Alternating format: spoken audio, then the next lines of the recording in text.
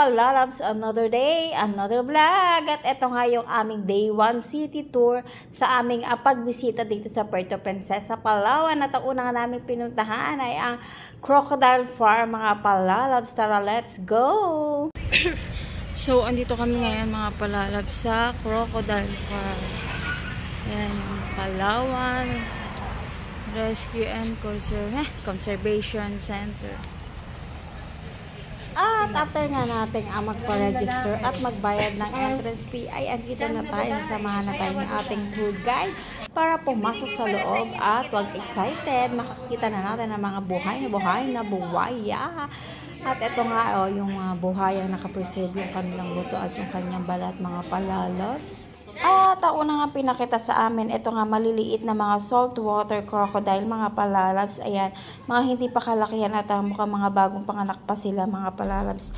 Ayan, sama-sama sila dyan sa kulungan. At hindi naman nakakatakot mga palalabs kasi hindi naman sila gumagalaw. Ayan, nakastay lang sila. Siguro pag hindi lang din talaga sila gugulatin or hahawakan ganon. So, ayan, may mga screen naman na protection para sa mga bumibisita dito, mga palalabs.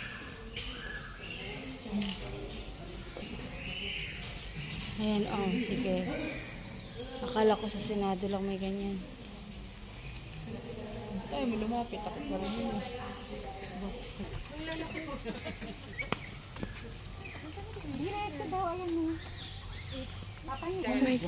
Unfortunately, they are now critically endangered. Ayan na sila. Mga threatened species. Parang nilulumot na. Ba't sila nagalaw? Gumagalaw yan pag pagbenta ng mga ganyang buhay nila. Bawal mag-pet, bawal manghuli, bawal magbenta yan. They are critically endangered, so cannot be commercialized or skinned for meat. Only saltwater crocodiles can be commercialized, pero licensed farms lang po ang alam. Kalusot doon sa gate.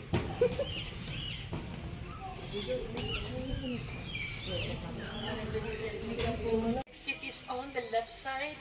Major Park Self-Guided Tour. Kayo na po ang bahalang mamasyal. Exit po this way. Nature Park kanan.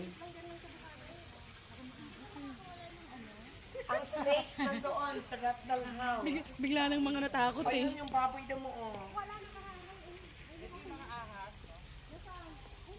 Ayoko dyan sa may ahas. Mga nakalagay yan sa enclosure, hindi kayo Ay, ang hahabulin. laki! Ang laki ng ahas! Ay, mga baboy lang. I'm baboy, hello! Nandito pa yung mga pamangking ko! Kumusta na yung mga pamangking ko? Buhay pa ba kayo? Oh, hello! Oh my God! Kaya mo hawakan. Ay, ito na. Ayun, ano yung tawag dito? Tapos ko makita yung mga pamangkin ko. Ayan, nakita ko naman yung mga ahas. Kakatakot mga palalabs. At kung nakarating na nga sa part na to ng video ko, huwag nyo nakalimutan i-follow, Philippine like, subscribe. Retreat At